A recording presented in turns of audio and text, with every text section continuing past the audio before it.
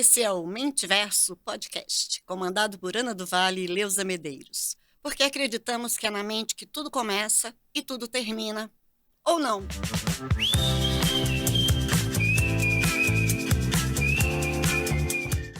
Olá, amigos do Mentiverso Podcast, tudo bem? Seja bem-vindo a mais um episódio do nosso canal. Para você que nos ouve pelas plataformas de podcast, obrigada pela presença. E para você que agora tem a oportunidade também de nos ver, a gente está aqui com o coração cheio de alegria para essa temporada 2023. Eu sou a Ana do Vale, uma das idealizadoras e co-apresentadoras do canal. Minha parceira Leusa Medeiros, hoje eu justifico a ausência dela. Beijo, Leusa. A gente se vê no próximo episódio. Mas calma que não vai ser um monólogo, não. Eu não tô sozinha. Tô muito bem acompanhada. Elaine Garcia, bem-vinda. Obrigada, Ana. É com muita gratidão que eu recebo esse convite novamente de vocês para estar aqui. Eu gravei o segundo podcast, né? A primeira temporada. Da primeira temporada. E agora estou gravando aqui o segundo episódio dessa, que é a... Que temporada é essa? Quarta, quinta, a gente e a se primeira perde. videocast, né? Obrigada, eu fico muito feliz pelo convite de vocês. Imagina.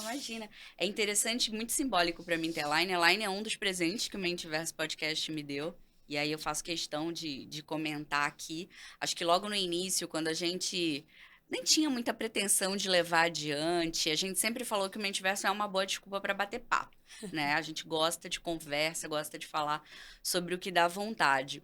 E você ouvia os episódios e você mandava os áudios. Então, quero aproveitar e eu tenho gratidão, porque é o poder do incentivo. E a gente sempre fala isso. Se a gente tem a oportunidade de ser incentivador na vida de alguém, faz toda a diferença. Talvez a gente não estivesse aqui se não fosse ter o incentivo. E aí, abrindo um parênteses para falar, ela já disse que é o retorno dela.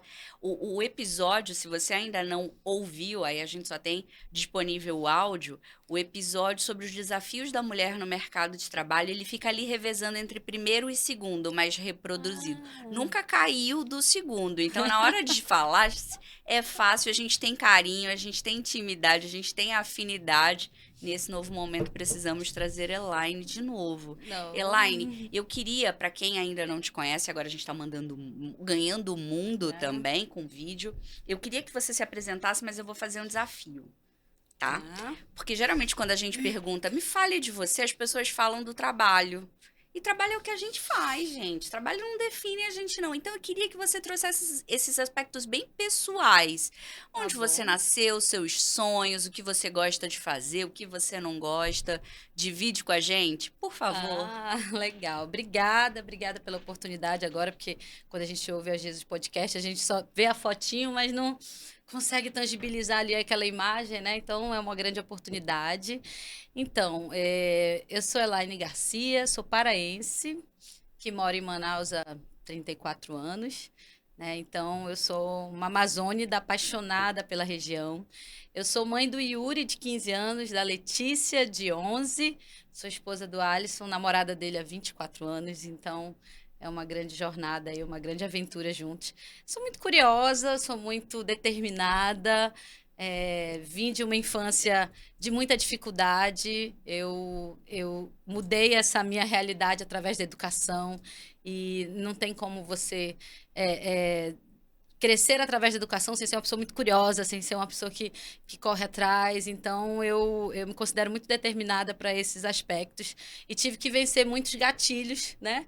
Eu tive que, ao longo dessa jornada, vencer essa síndrome do impostor, essa falta de, talvez, repertório cultural que essa jornada de baixa, de muita dificuldade me trouxe, né? Porque quando você está no ambiente profissional e você vai escalando numa área mais executiva, isso faz falta.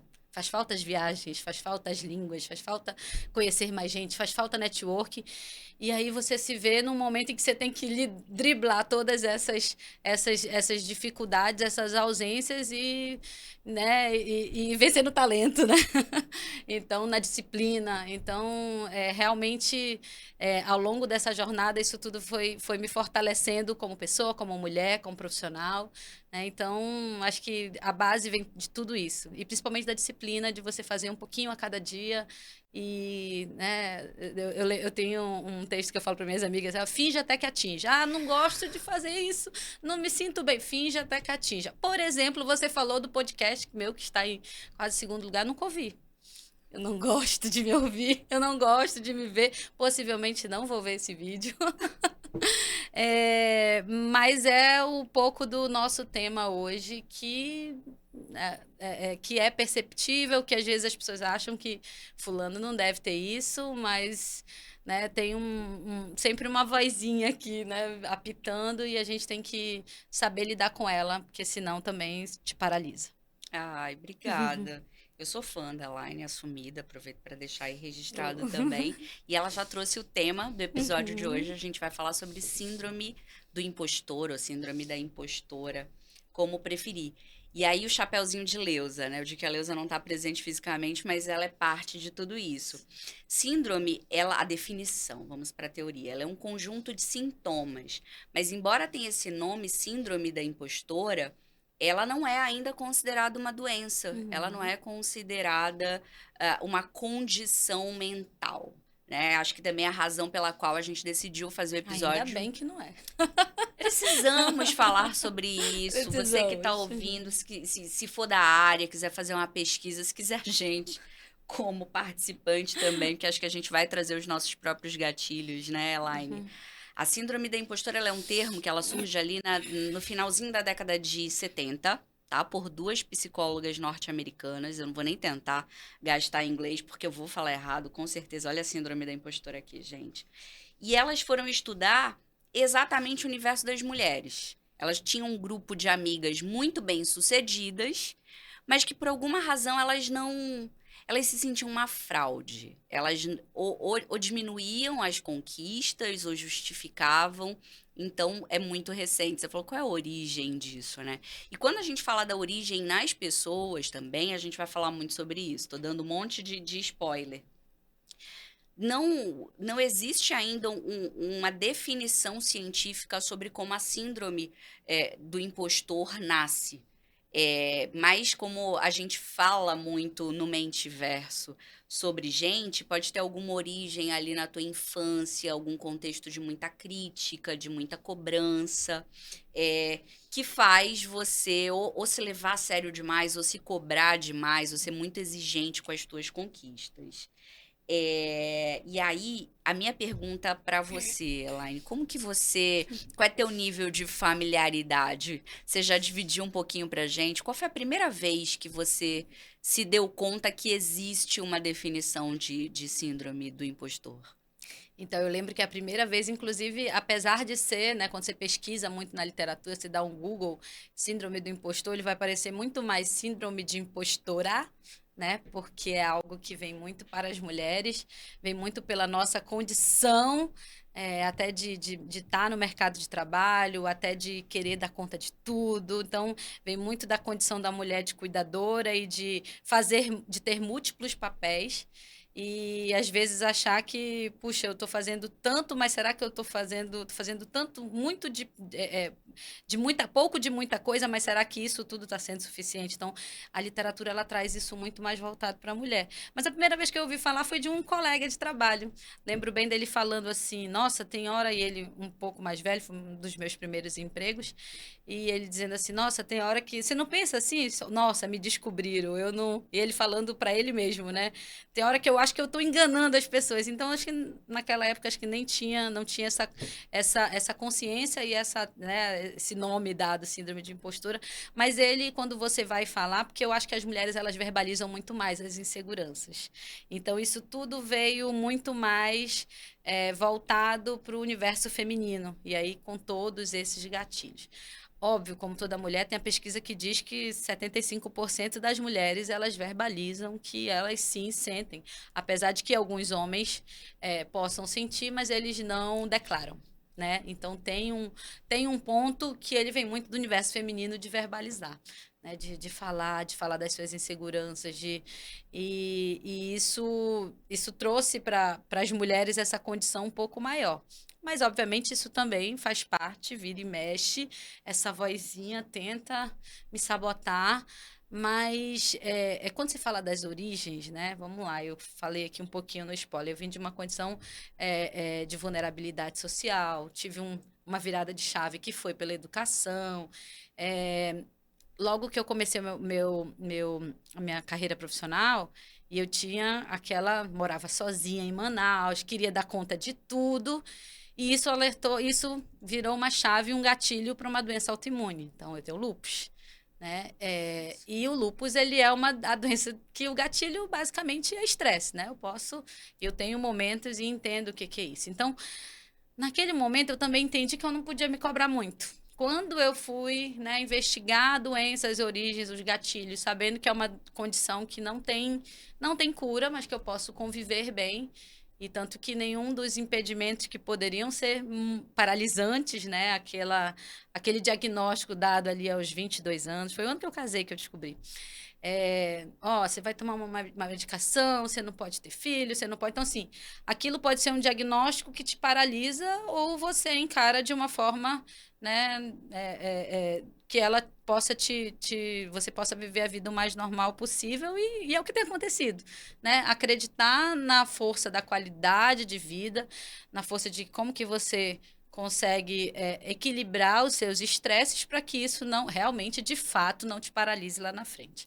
Então, eu acho que desta forma e com este diagnóstico dado muito cedo, eu aprendi a não ter uma cobrança excessiva, né? E a comemorar os meus pequenos resultados, né? E a olhar para meu histórico, do meu ponto de partida, né? E dizer assim, puxa, foi uma conquista, é um ganho, Então, isso faz com que eu consiga abafar um pouquinho mais essa vozinha que tenta sabotar, porque senão a gente também não avança, também vai ficar, né? E aí eu brinco, eu digo, só nasci numa cegonha errou, mas eu mereço o mundo, então eu vou lá e vou avançando e isso vai trazendo com que vai me empoderando.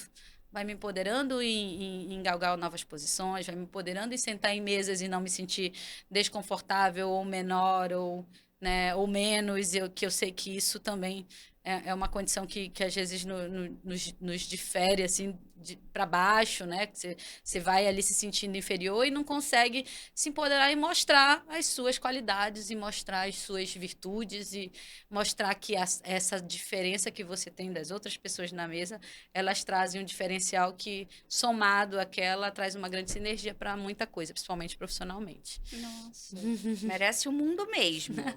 Merece e vai conseguir, não tenho dúvida. Amém. Eu ouvindo você, explode um monte de caixinha aqui na minha cabeça. Eu acho que a primeira, você trouxe essa questão.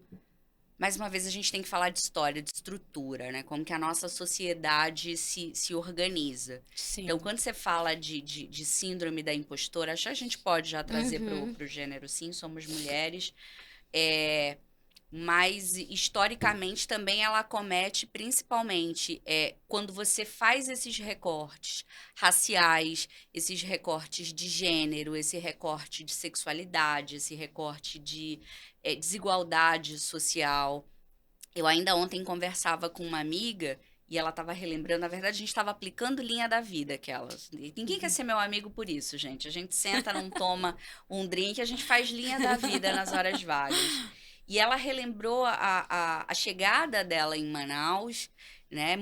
Eram 9 irmãos, ela era o 10º filho, e a família veio morar no Armando Mendes. E ela estudava no centro, a gente não tinha ainda aquela distribuição de escola, não tinha acesso, né? E ela foi estudar no IEA, e ela disse que um dos grandes bloqueios, ou eu não sei se eu diria trauma, eu vou perguntar do Geisen, se é uma ferida emocional, mas é o fato de que a família proibiu ela de dizer onde ela morava. Porque ninguém queria fazer trabalho de escola com você, se você fosse morador da Zona Leste, se você fosse. E isso me tocou muito, porque minha mãe eu sou fruto de uma produção independente. Minha mãe criou sozinha, batalhou muito, com 3 empregos, e ela pagava uma escola particular para mim, mas na Cachoeirinha. eu sentia muito isso, de ter que pegar o ônibus, eu não pegava o ônibus. A casa que ela conseguiu com muito sacrifício foi, na verdade, até hoje a gente não sabe qual é o bairro. Uhum. Uns falam Novo Aleixo, outros falam Cidade Nova, outros falam Flores, mas ela ficava na fronteira com a Amazonino Mendes, que na época chamava Mutirão. Tá.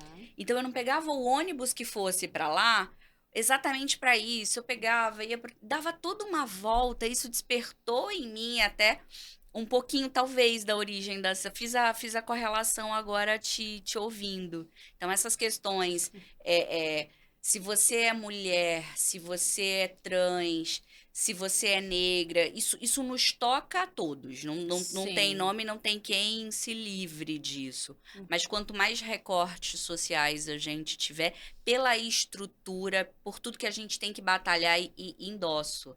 Ouçam o episódio. Ela disse que não se ouviu porque a voz da impostora. Mas é muito bom. Toda vez que a gente pergunta, faz enquete qual é seu episódio favorito. O episódio Ai, que legal. que a Elaine fez é citado com muitas referências positivas, Me assim. lembrou uma coisa agora. Diga, adoro. O gatilho que você falou aí, eu também, moradora do Zumbi, né, nos anos 90, que não tinha saneamento básico, não tinha asfalto.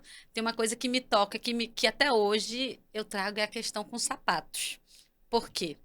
Porque não tinha infraestrutura, não tinha asfalto. Quando chovia e que eu ia para os lugares, e basicamente o que me marcou muito foi essa nova escola, né? Eu estudei na Fundação Matias Maquiline, que foi acesso através de um mini vestibular super concorrido à época. E quando chovia, ou para ir para outros lugares, o sapato ia cheio de lama, chegava a 2 metros de altura, eu usava salto 15 de como é. lama. Então, a gente tinha nós tínhamos em casa uma alternativa para sair e depois não chegar deixando rastro nos lugares, que era colocar um saco plástico no pé até chegar no asfalto. Então, eu tenho hoje uma coisa com sapato. Quando eu chego assim, para trabalhar, eu gosto de comprar sapatos bonitos e sapatos que sejam marcantes. Eu acho que talvez é um gatilho que eu tenha para dizer assim, olha, aquele passado, né, já está lá, está enterrado, mas acho que ele me deixou uma marca aqui realmente impressionante. Sei como é. Eu lembro de chegar e se tivesse esse espaço de marca, todo mundo já falava, quem foi que Quem veio foi? lá? Aí você segue o rastro, tá sentado ali naquela cadeira. Pronto.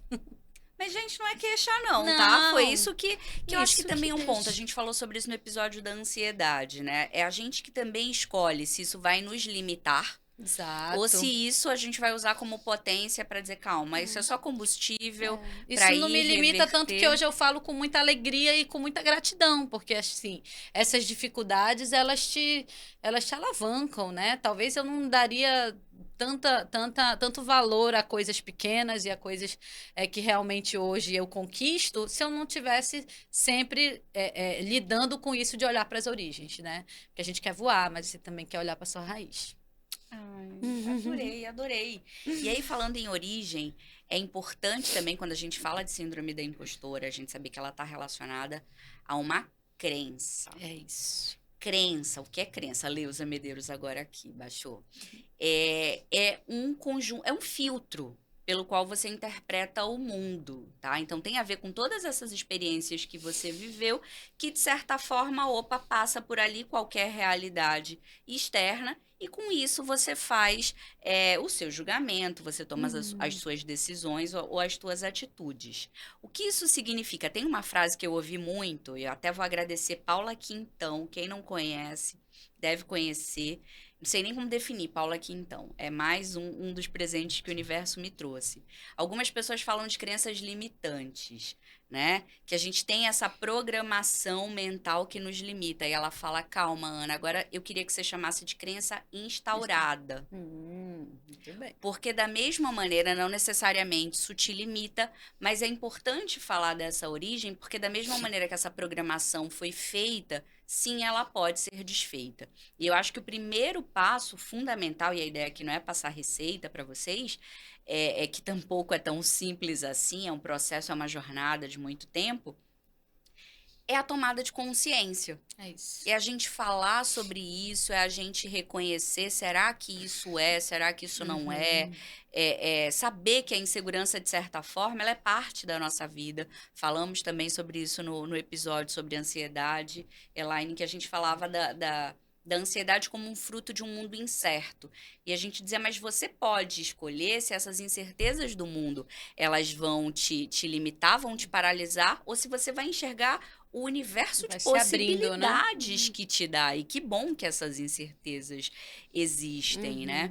Eu vejo a síndrome da impostora da mesma forma. Todos esses desafios que a gente teve pode nos levar a essa cobrança excessiva, porque primeiro, eu acredito muito em ancestralidade. Sim. Eu acho que a gente não faz só pela gente, mas a gente faz também para conquistar por todas essas pessoas e por todos os sacrifícios de quem veio antes da gente. E você falando até me emocionou aqui por saber que Yuri e Letícia não tem que passar por isso. Exato. Muito pelo teu esforço. É. Digo mesmo com Laura e sou muito grato. Hoje eu ainda falava, a gente não vai chorar. Elaine, Não, por não favor. vamos. Mas eu falava com a minha mãe, porque eu deixei minha filha na escola e eu estava falando ao telefone com ela e ela fez uma pergunta e eu disse, ela é fruto de tudo que a gente viveu, mãe. Ela vai viver a jornada dela, mas isso também me deixa essa reflexão de quais crenças eu quero instaurar e quais eu não quero. E querendo ou não, isso também é um combustível para mim, para sanar tudo que tiver de insegurança aqui dentro. Você fala, não, calma, porque eu não posso reverberar nela, eu não posso reverberar no meu ecossistema. Faz sentido, Elaine? Ai, total. Até porque, assim, se a gente não fala e se a gente ainda se dói falar, é porque não tá curado, né? Não tô falando do ponto de vista, eu tô falando do que eu sinto, né? Que eu realmente, quando eu consigo falar, é quando eu sei que já resolveu. Então faz todo sentido, né? Eu falo muito, falo com muitas pessoas, eu sou muito transparente nessas relações. Como sou negociadora, às vezes as pessoas acham que isso é blefe, é não sei o quê, e não é. Mas tem dado certo até aqui, né? E aí, quando você falou, o olho brilhou aqui, porque eu tô exatamente nesse momento. Yuri e Letícia não tiveram que passar por isso, mas eu tô no momento que meu filho acabou de passar no mesmo processo seletivo da escola que mudou a minha vida, né? A minha e a do meu esposo, porque a gente se conheceu lá. Então, isso pra gente tem tido um grande significado. Muito embora para ele a mudança ela vai ser muito mais, né? O meu desejo de mudança vai ser muito mais do aspecto dele estar inserido e sair de uma bolha que ele está vivendo desde os 4 anos com a mesma turminha, com o mesmo grupinho, né? Então, isso para mim, acessar um novo mundo com um aspecto de diversidade muito diferente do que ele está acostumado nos 14 anos da vida dele, aí nos 15 anos, vai ser muito legal, muito bacana, que isso vai ser um presente para a vida, né? Porque a gente, quando está no mesmo ciclo há muitos anos, você fica naquela bolha. E para ele isso vai ser super bacana. Então, quando você diz assim, ó, se eles não tiveram que passar por isso, não talvez no aspecto da condição financeira, ou escolar, ou da base acadêmica, mas do ponto de vista de mundo, né, de diversidade de mundo, vai ser assim um ganho que eu realmente sei que ele talvez não esteja preparado, né, para lidar com isso. E assim é muito bacana a gente ter a oportunidade de proporcionar isso também, né, de diminuir algumas coisas que talvez fosse encontrar no momento do trabalho, né? Quando você é poupado de muita coisa na sua infância ali, obviamente que ninguém quer dar a mesma, né? A gente trabalha para isso, para melhorar as condições e não sofrer, mas talvez aquele pequeno desconforto, né? Ele precise ser vivido. E aí daí a gente traz isso tudo. Você pediu para eu não falar de trabalho no início, não me apresentar profissionalmente, mas como é o que a gente faz sempre. Eu li um negócio essa semana, anteontem, eu acho que há 3 dias, eu li um texto que eu disse, nossa, é esse o conceito que a gente vem falando muito de ESG, de diversidade, de dar oportunidade. Aí eu li uma frase que me tocou, assim, que dizia assim, não sei se você chegou a ver que eu compartilhei, diversidade é quando todos sentam à mesa. Inclusão é quando você pode falar. Pertencimento é quando você é ouvido. Então, aquilo foi, assim, né, um soco no estômago, porque quando você trabalha culturas, né, de organizações corporativas, é muito bonito o desejo de diversidade, de ter mais mulheres na mesa, de ter mais negros, de ter diversidade de gênero, de idade, de classe social, mas o quão a organização, as pessoas, nós mesmos enquanto sociedade, enquanto lidamos ali no grupo da igreja, nos nossos grupos de amigos, o quanto a gente está preparado para fazer com que essas pessoas se sintam pertencentes ao nosso grupo e não somente incluídas ou não somente aceitas por uma cota de diversidade, né? Então tudo isso vem e fala muito assim nas nossas reflexões, né? Porque no final do dia, como você disse, para transformar essa crença de limitante para, como é que é? Instaurada, no final do dia é autoconhecimento, né? Porque você precisa entender, aí vem todos os teus gatilhos, tem tudo que você traz, né? De dores, de frustrações, de presentes que a vida te trouxe, de coisas que você considera realmente como presentes. Então, vem tudo junto na hora de você trazer. E quando você olha, opa, que será que renúncias eu posso ter, que tipo de ambiente, que tipo de pessoas, e às vezes a gente precisa lidar com pessoas muito diferentes, elas vão te ensinar uma lição, porque senão também você não sai da sua zona de conforto de autodesenvolvimento, de perceber quando você precisa falar mais ou calar mais, ou quando você tem uma lição a passar, ou quando você está ali só aprendendo, né? Então tem todo um contexto, porque realmente viver é isso, né? Podia passar horas te ouvindo. Você me levou para um lugar agora... muito de quando a gente fala de síndrome da impostora, tem até muito rápido uma lista de sintomas. Necessidade de se esforçar mais, perfeccionismo ou excesso de trabalho, autossabotagem, você achar que você é um fracasso iminente ou inevitável, que isso já te paralisa. Você nem chega a aceitar o desafio porque não vai dar certo. Você falou sobre isso no episódio dos desafios da mulher do trabalho, sobre se candidatar a uma vaga, né? Que o homem preenche nem metade ali, mas eu vou aprender. E isso, o aprendizado é um grande aliado contra a síndrome da impostora. Eu não sei, mas eu vou aprender. Esse primeiro aí que você falou, necessidade de se esforçar mais, né? Outro dia eu li uma pesquisa que dizia que né, a pessoa ainda está me devendo a fonte. Aliás, a pessoa me falou sobre isso. Vou trazer essa fonte para você, mas quando a mulher ocupa o mesmo cargo que um homem, ela teve que se provar 72 vezes mais. Porque as mulheres, elas são promovidas pelos resultados e os homens são promovidos pelos potenciais. Então, isso me trouxe uma fortaleza. Por isso que quando eu falo da curiosidade, de ler muito, porque aquilo te tira daquele lugar comum de que estou sozinha no mundo. Só eu passo por isso, não vou falar para ninguém. E aí você vai se sentindo cada vez mais solitária e aquela voz você pode abafar, ela vai ficando maior, ela é maior que você, né? Então, depois que me falaram isso, eu disse, puxa, cada vez que eu estou na mesa com outros homens, no mesmo papel, eu digo, bom, né, eu venci um pouquinho mais aqui, porque para a mulher é um pouco mais difícil. Então, é pegar realmente aí esses pontos. Continue, Ana, tem mais o outro. Autossabotagem, falamos. Medo de se expor. Esse, assim, eu faço check, check, check. Não sei nem como que eu tô aqui gravando videocast.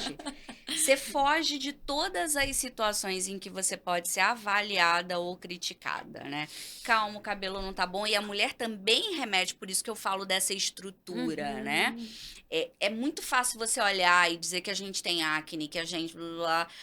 É muito fácil fazer comentários sobre a estética da mulher. E isso A Coragem de Ser Imperfeito, de Brené Brown, O Poder da Coragem, fala que isso é uma das maiores vulnerabilidades da mulher, mas isso também é referente a trabalho.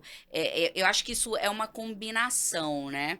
Você falou sobre a necessidade de se esforçar mais, e eu até fiz a conexão, talvez é por isso que o ambiente entre as mulheres é muito mais competitivo. Além de ter os homens que adoram jogar uma contra a outra, né? Fulana produziu mais, foi mais rápido, ela é melhor, ela é menos ansiosa, ela não se atrasa.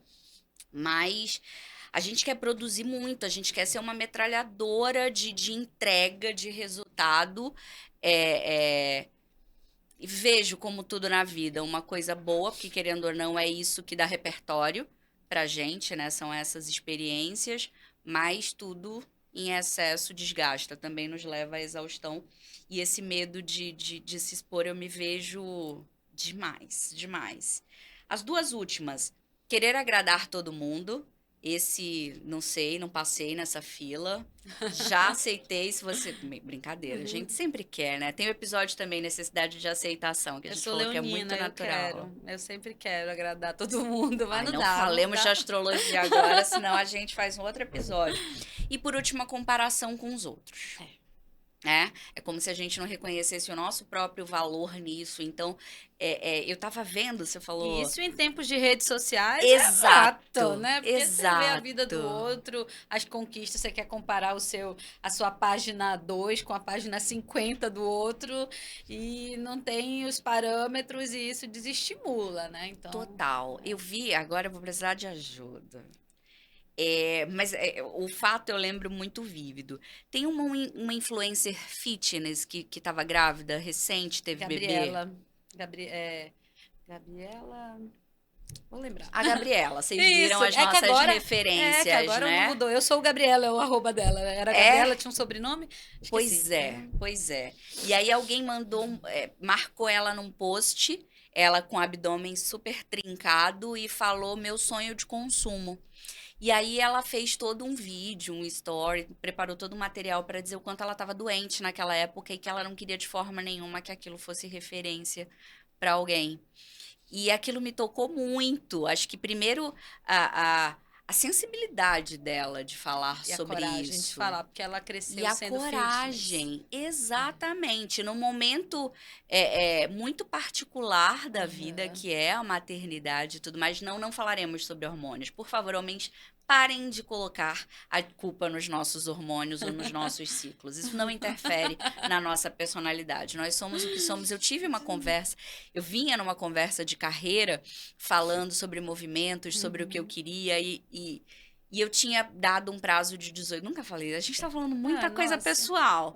Mas em 2017 eu participei de um layoff. Na verdade, eu liderei um layoff, que foi talvez um dos maiores desafios da minha jornada na última empresa que eu trabalhei. E naquele momento de mudança, eu falei, então, mas era uma mudança que era um momento de mudança para mim. Então eu falei, eu entendo que eu não posso abandonar vocês, o sentido de responsabilidade, a gente se esforçar demais. Eu falei, eu quero 18 meses. Então, eu apoio vocês por 18 meses e depois eu quero fazer uma transição. Ainda muito incerta, eu não tinha claro se era mudar de área, se era mudar de país, se era... Não sabia. E que bom, adoro também a gente não saber das coisas. Gente, deem espaços para as incertezas na vida de vocês. E aí, no meio de todo esse processo, eu fiquei grávida. Isso era 2017, os 18 meses se completavam em outubro de 2018, que coincidiu com o meu retorno de licença maternidade. A síndrome da impostora não existiu para mim a possibilidade de 6 meses de licença, porque a gente tem que se esforçar muito. 4 meses e você volta. Imagina, eu sou gerente de RH, tenho que voltar, tenho que dar... Louca. Quando eu voltei, eu falei, então, eu queria que a gente retomasse aquela conversa. Porque depois de todo esse período vivendo um mundo de mudanças, eu tinha maturado muito mais o pensamento. E a resposta que eu tive... E eu não falo com uma dose de crítica, não. É muito mais de educação, porque eu amo a pessoa e eu sei que ela tem muito carinho. Mas ela disse, eu acho que não é momento pra gente conversar. Porque você tá tomada pelos hormônios. Nossa. E aquilo me tocou de um jeito que eu falei... Tá, a gente pode esperar mais 6 meses, mas assim, acho que eu comecei a conversa falando, então, não tem hormônio agora, tá? Se você quiser um teste co-sanguíneo, mas tudo bem. Mas a sensibilidade que a Gabriela teve de expor e dizer, não se compare, porque nem eu tenho orgulho desse movimento. Mas, voltando para tua fala... E por isso que eu quis listar os sintomas, eu acho que, mais uma vez, ressaltar a necessidade da gente falar mais sobre isso. Porque você tem todo esse conflito interno num mundo que não necessariamente vai te acolher bem. Exato. E aí, pra mim, é que mora o perigo, Elaine, porque ele pode, somado a esses teus gatilhos, ou te jogar num escanteio, ou, claro, que aí se você tiver também um bom preparo socioemocional, te alavancar e dizer, pois agora eu vou provar que essa pessoa tá errada. Que eu não sei se também é saudável. Eu acho que a gente não tinha que ganhar as coisas no grito ou matar um leão por dia. mas infelizmente é a realidade. Queria te ouvir um pouquinho isso, essa combinação da síndrome da impostora, desses sintomas, nesse cenário tão desafiador aí, falando especificamente do feminino. Qual é a tua opinião sobre isso? Ai, assim, tem muitos, né? Você falou bastante coisa aí que também veio a questão desses nossos vieses inconsciente, né? Tem a questão da mulher no mercado de trabalho com a outra mulher, com a rivalidade que isso aflora. Esses dias eu falava com uma amiga que eu disse assim, olha, a questão da sororidade, né? Ai, nossa, às vezes falta sororidade. A gente estava falando de um tema muito específico, porque a gente lida com negócios e negócios é muito mais essa questão do network, ela precisa ser mais forte. Eu disse assim, olha, às vezes assim, é difícil, você acaba trazendo para nichos, né? Vamos lá, uma mulher que é mulher como você, trabalha fora como você, mas de repente tem um trabalho que não necessita do desenvolvimento de network que o nosso precisa. Não vai conseguir ter empatia. Ela vai dizer assim, ó, eu também trabalho e meus clientes estão vindo, sei lá, uma médica, dentista, que tem uma outra fonte de funil, né? De funil de prospecção de negócios. Então, ela não vai saber que eu preciso ter mais horas de café, ou eu preciso lidar com nesse mercado masculino, né? Não estou dizendo machista, mas masculino, a gente precisa lidar um pouco mais e saber ir dosando aí pelo bom senso, pelo instinto, porque é impossível saber. Então, tem muitas coisas assim que a mulher um, um homem numa posição de liderança ou numa palestra, dificilmente alguém vai falar da roupa, do cabelo, pode ser da acne, da barriguinha, do não sei o quê. Mas uma mulher, ela vai ter muito mais abertura para que as pessoas critiquem, que as pessoas. Ela tem muitas outras coisas para ela estar nessa exposição. O que faz com que a gente se esconda um pouquinho mais, né? Que faz com que a gente realmente. E aí também me veio, eu também lembrei, quando você falava da exposição, eu lembrei de um outro fato bem curioso, de uma conversa também que eu estava ouvindo de um homem que dizia assim, olha, eu quero dar espaço para mais mulheres na liderança, mas elas precisam se expor mais, elas precisam se candidatar mais. E aí ele combinou, né, a gerente de RH, isso era uma gerente de RH contando a história dela. Fui muito bem acolhida com essa pauta, porque faltavam líderes mulheres, e falei para ele, eu disse, olha, a gente precisa melhorar aqui, assim, quando você faz a pesquisa, você vem aqui para a pesquisa e vê que tem poucas mulheres na liderança, aí ele disse assim, tá, mas te apoio em 100%, mas vamos lá, vamos para a reunião, e a base não lembro qual era a empresa, mas era de base muito feminina. E daí eles foram para uma reunião geral e disse assim, a gente quer propor aqui uma pauta, quero que levante a mão quem puder falar de qualquer coisa. Aí ele disse, eu quero que vocês falem sobre amamentação. Tem tema mais feminino do que amamentação? 3 homens levantaram a mão. Nenhuma mulher. E aí foram falar, não, porque a minha esposa, quando ela disse assim, é tema livre. Tipo assim, eu vou dar um tema, vou dar uma palavra e discorram aí 2 minutos. Não falou o objetivo disso. E no final do dia foi para voltar para ele para dizer assim, por que as mulheres que lidam com isso, que têm propriedade, que têm lugar de fala, elas não se expõem para falar sobre isso? Né? Por que elas não tem certo e errado, não era uma proposta, não era... É basicamente a exposição. Então, os homens não, né? Os que deram depoimento e os que falaram foi sobre a experiência da esposa, das companheiras que viveram com a amamentação, né? O que eles achavam. Tinha um que, inclusive, não tinha lidado com isso, mas ele quis dar a palavra para quê? Para se expor, para ser visto, para ser promovido, para ser enxergado. Né? E aí isso a gente lida muito. E outra fala que você trouxe também foi a questão da nossa, de como que a gente se expõe, para quem a gente se expõe, porque às vezes pode ser pior, né? Às vezes você vem esperando um acolhimento e daí você leva né? Você tá louca? Lembrando daquela psicóloga. Então, a gente, e como mulheres, não conseguimos fazer nada sozinhas. A gente precisa de uma rede de apoio. São as mães, são as amigas, é a sogra, as irmãs. Então, a gente precisa dessa rede de apoio para a vida, né? Para a parte social, para a família, quando você tem filhos, para você trabalhar. Você precisa disso. E aí, rede de apoio, às vezes, é rede de cobrança também, né?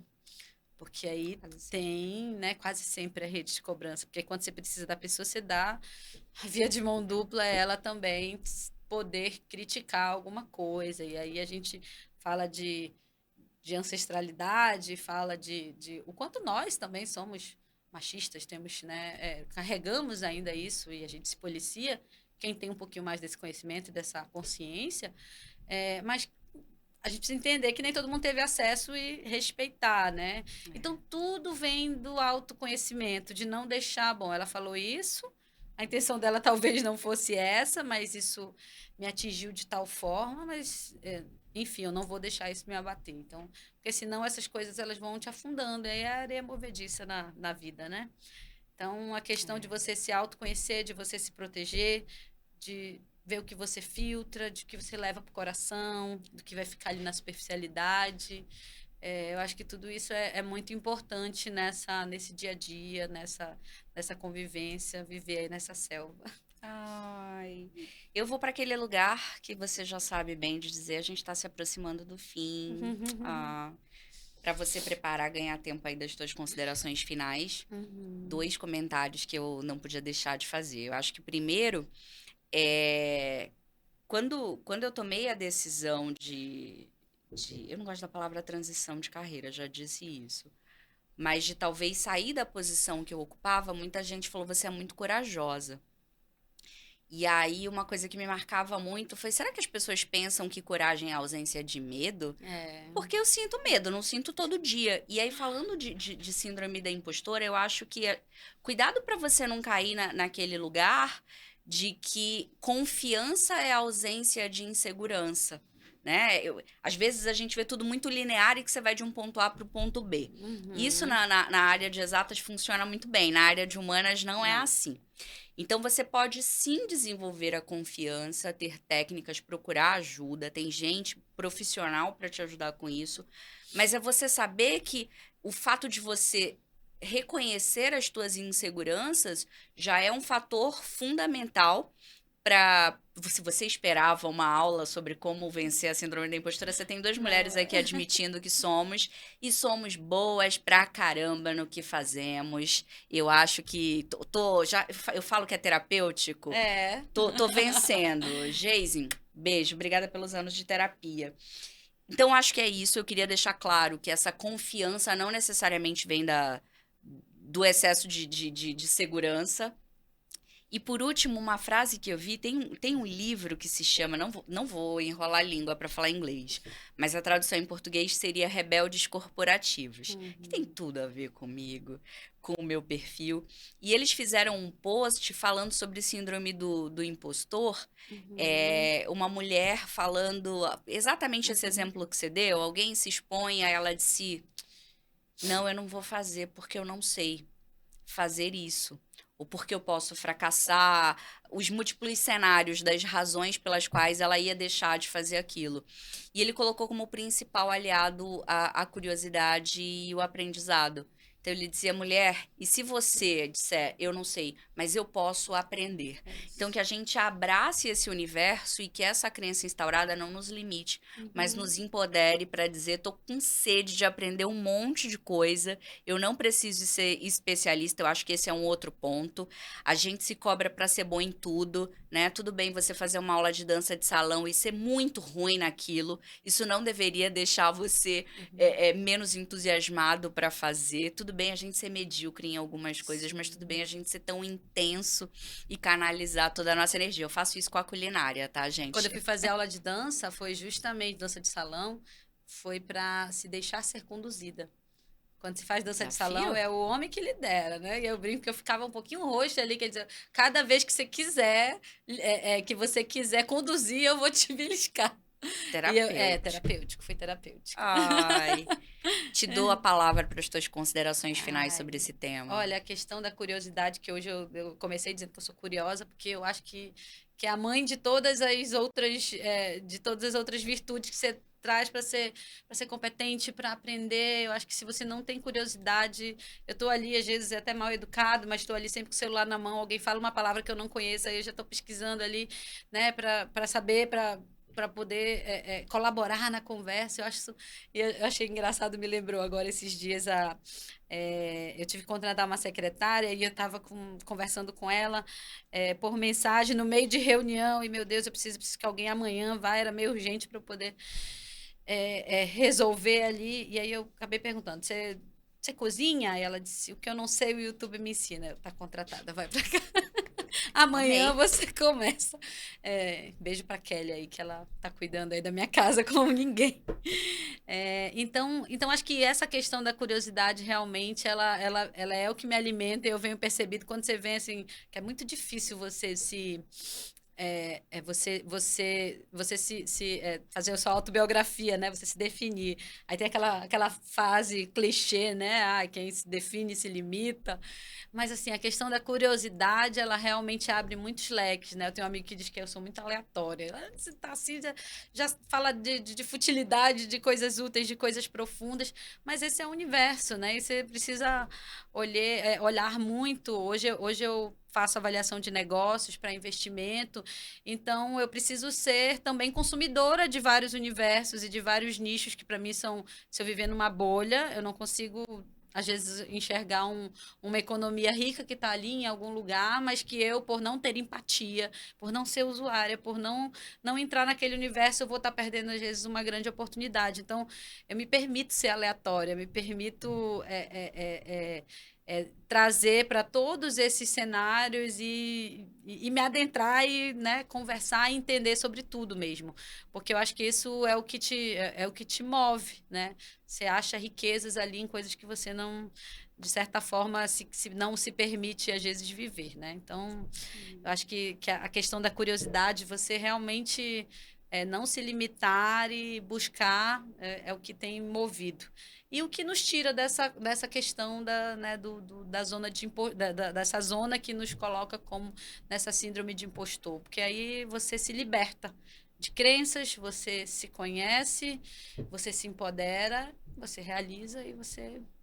É isso. Ai, gratidão, Elaine. Como sempre. Sempre uma grande satisfação conversar com você. É bom que a gente também pega desculpa para mandar mensagem antes e vai seguindo essa conversa depois. O mesmo para você que está assistindo ou ouvindo esse episódio. Obrigada por ter nos acompanhado até aqui. Deixa lá no nosso perfil do Instagram a tua dica para o próximo episódio, teu comentário, a tua palavra para a Elaine também. A gente faz chegar até ela, com certeza. E a gente se vê, se escuta no próximo episódio. Até mais. Tchau, tchau.